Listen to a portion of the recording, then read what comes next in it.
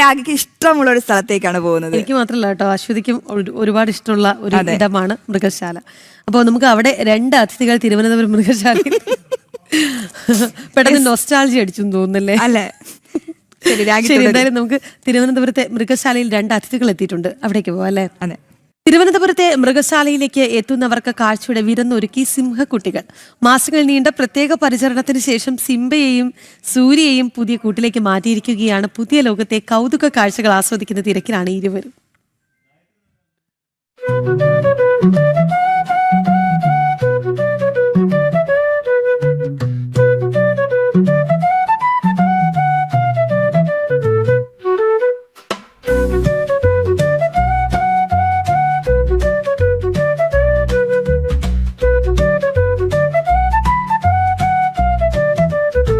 വിശാലമായ പുതിയൊരു അന്തരീക്ഷത്തിലെത്തിയതോടെ സിംബയും സൂര്യയും ഉഷാറിലാണ്.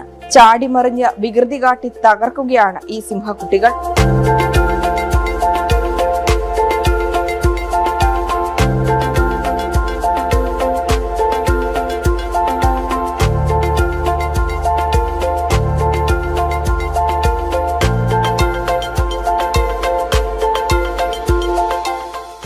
മാസക്കാലത്തെ തീവ്ര പരിചരണം അവസാനിച്ചതിന് പിന്നാലെയാണ് മൃഗശാലയിലേക്ക് എത്തുന്ന കാഴ്ചക്കാർക്ക് കാണാനാകുന്ന വിധത്തിൽ പുതിയ കൂട്ടിലേക്ക് ഇരുവരെയും മാറ്റിയത്. ജനുവരി 20 മൃഗശാലയിലെ നൈല ലിയോ സിംഹ ദമ്പതികൾക്ക് പിറന്ന കുഞ്ഞുങ്ങൾക്ക് അമ്മ നൈലയുടെ അനാരോഗ്യം മൂലം പരിചരണം ലഭിച്ചിരുന്നില്ല.